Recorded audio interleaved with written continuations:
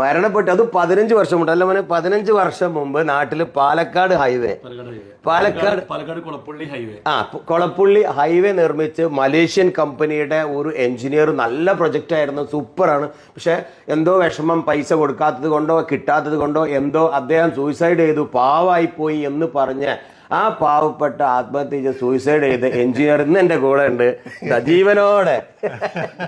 അത്ഭുതമാണ് ഇത്. ഇന്ന് ഇവിടെ മലേഷ്യയിൽ വെച്ച് എൻ്റെ പ്രിയ സുഹൃത്ത് പറഞ്ഞപ്പോ സാലിഹ് ഞങ്ങളെ കൂടെ യാത്ര 10-40 പേര് കുടുംബം ഒന്നിച്ച് യാത്ര ചെയ്തപ്പോൾ അദ്ദേഹം പറഞ്ഞപ്പോ ആളിവിടെ ജീവിച്ചിരിപ്പുണ്ട് അംസ ഇന്ന് വിളിക്കാന്ന് പറഞ്ഞ അങ്ങനെ വന്നതാണ്. മാഷാ അല്ലാ. സാറ് ഏത് വർഷമായിരുന്നു ആ പ്രോജക്ട്? 2001 വന്നു അവിടെ കേരളയിലെ. പിന്നെ 2007 ഞാൻ കംപ്ലീറ്റ് ചെയ്ത് പോകുന്നു. അത് പേയ്മെന്റ് ഡിലേ വന്നുകൊണ്ടല്ലേ തിരിച്ചു വന്നത്? പേയ്മെന്റ് കിട്ടാതെ തന്നെ പിന്നെ നമ്മള് അവിടെ ടെർമിനേറ്റ് ചെയ്തിട്ട് ചെയ്യല്ലേ. പക്ഷെ നിങ്ങൾ അവിടുന്ന് തിരിച്ചു പോന്നപ്പോ എല്ലാവരും അവിടെ പറഞ്ഞു പരത്തിയത് എന്ത് ന്യൂസ് ആണെന്നറിയില്ല, അയാൾക്ക് പൈസ കൊടുക്കാത്തതുകൊണ്ട് അയാൾ സൂയിസൈഡ് ചെയ്തു. എത്ര നല്ല റോഡാണ്. ഇന്നും ആ റോഡ് വളരെ വൃത്തിയോടെ ആ പാലക്കാട് ഹൈവേ അതുകൂടി യാത്ര ചെയ്യുമ്പോൾ നമുക്ക് കൊതി തോന്നും നമ്മുടെ കേരളം ഇങ്ങനെ ആയെങ്കിൽ എന്ന്. ഇപ്പൊ ഇതാ പുതിയ ഹൈവേ വരുന്നുണ്ട്, വളരെ ജോറായിട്ട് വരുന്നുണ്ട്. അവിടെ ആരും ഇതുപോലെ സൂയിസൈഡ് ചെയ്യാതിരിക്കട്ടെ. ആരെ സൂയിസൈഡ് ചെയ്തത് എന്താ പോലെ? അത് എന്താണ് ആ കഥയുടെ? അതിൽ വർക്ക് ചെയ്തല്ലേ നീ? ഞാൻ അതിൽ എഞ്ചിനീയറായിട്ട് വർക്ക് ചെയ്തിരുന്നു. കേരളത്തിലെ മലയാളി. റോഡ് പ്രൊജക്ട് കഴിഞ്ഞിട്ട് ഇപ്പോഴും നമ്മൾ ആ പ്രൊജക്റ്റിൽ ഒരു കംപ്ലൈന്റും ഇല്ല, ഒരു പ്രശ്നങ്ങളും ഇല്ലാതെ നല്ല വൃത്തിയായിട്ട് കാണാൻ നമുക്ക് നല്ല സ്മൂത്ത് ആയിട്ട് യാത്ര ചെയ്യാൻ പറ്റുകയാണ്. സത്യത്തിൽ ഇപ്പൊ അതൊരു പാച്ച് വർക്ക് പോലും വരാത്തൊരവസ്ഥ ഒന്നുമില്ല. എന്തിനും അറിയുന്നില്ല, പല എവിടെയൊക്കെ കട്ട് ചെയ്തതിന് ശേഷം പാച്ച് ചെയ്യാന്നല്ലാതെ അത് അവര് പിന്നെ പ്ലംബിംഗ് വർക്ക് അടിയിൽ കട്ട് ചെയ്താണ്. വേറൊരു കംപ്ലൈന്റും വരുന്നില്ല ശരിക്കും. അപ്പൊ അതില് സാറൊക്കെ അതിന്റെ എന്താ പറയാ, ഞങ്ങൾക്ക് സ്റ്റാർട്ടിങ് മുതൽ സാറായിരുന്നു അതിന്റെ പ്രോജക്ട്. ഇദ്രീസ്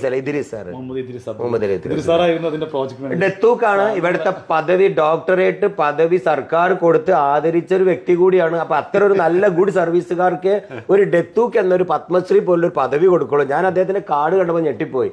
ഇത്രയും നല്ല ഒരു ക്യാരക്ടറാണ് നമ്മുടെ നാട്ടിൽ വന്നിട്ടുള്ളത്, ആ പ്രോജക്റ്റ് ഏറ്റെടുത്തിട്ടുള്ളത്. മാഷാ അല്ലാ. അതുപോലത്തെ ധാരാളം റോഡുകൾ ഇനിയും വരട്ടെ. പിന്നെ സാർ ഇവിടെ എന്താണ് ചെയ്യുന്നത്? ഞാനിപ്പോൾ സൈൻ ഡബി പ്രോപ്പർട്ടിയിൽ ജോലി ചെയ്യുന്നു. സൈൻ ഡബി പ്രോപ്പർട്ടി എന്ന് പറഞ്ഞാൽ മലേഷ്യൻ്റെ വലിയ ബിഗ്ഗസ്റ്റ് പ്രോപ്പർട്ടി ഡെവലപ്പർ. ഞാൻ അവിടെ ചീഫ് ഓപ്പറേറ്റിംഗ് ഓഫീസറായിട്ട് ജോലി ചെയ്യുന്നു ഇവിടെ. ഇപ്പോഴും ആ കേസ്, കേരളത്തിന്റെ കേസ് നടന്നുകൊണ്ടിരിക്കുകയാണ്. ചെറുതായിട്ട് ഫിനിഷ് ചെയ്തെന്ന് പറഞ്ഞു അവര്. നിങ്ങൾക്ക് കിട്ടാനുള്ളതൊക്കെ കിട്ടിയോ? അറിയില്ല, കമ്പനി മാറിയില്ല. കമ്പനി എപ്പോഴെങ്കിലും മാറി?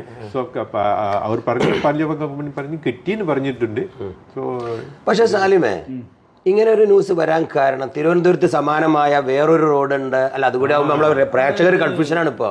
തിരുവനന്തപുരത്ത് ഇതേ സമയത്ത് ഒരു പദീപല് പറഞ്ഞ കമ്പനി വർക്ക് ചെയ്തിരുന്നു, ഒരു മലേഷ്യൻ കമ്പനി ഉണ്ടായിരുന്നതിൽ. സെയിം ടൈമിലാണ് അവിടെയും പേയ്മെന്റ് ഇഷ്യൂവിന്റെ പേരിൽ ആ പ്രൊജക്ട് മാനേജർ സൂയിസൈഡ് ചെയ്തത്.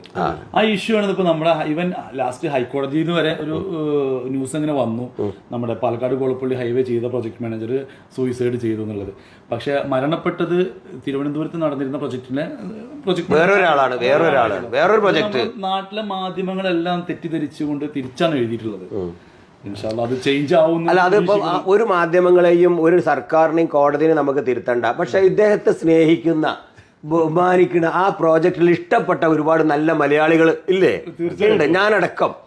എത്ര നല്ല റോഡ്, ഈ ആൾ എന്തിനാണ് ഇത് ചെയ്തത് എന്നായിരുന്നു ഞങ്ങളുടെയൊക്കെ മനസ്സിൽ. എത്ര നല്ല പ്രോജക്റ്റ്, ഇയാൾ പാവം എന്തിനു ചെയ്ത് ഇത്തരം ആളുകളെ നമുക്ക് കേരളത്തിൽ കൊണ്ടുവന്ന് റോഡുകൾ മുഴുവൻ ഏൽപ്പിക്കണേ എന്നൊക്കെ പറഞ്ഞുകൊണ്ട് യുവാക്കൾ വരെ രംഗത്ത് വന്നിരുന്നു.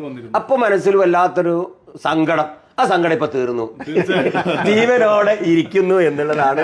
മാഷാ അല്ലാഹ്, അൽഹംദുലില്ലാഹ്. ആ ഒരു കൂടി വാർത്ത ഞങ്ങൾ ഉദ്ദേശിച്ചുള്ളൂ സാറ്. ഇനിയും ദീർഘായുസ്, ആരോഗ്യം പടച്ചോ നിങ്ങൾക്ക് തരട്ടെ. ആമീൻ. പക്ഷെ മലേഷ്യക്കാരനാണ്. വാപ്പയുടെ വാപ്പ ആരാ കേരളം പണ്ടുകൾ മലയാളം പറയുന്നുണ്ടല്ലോ.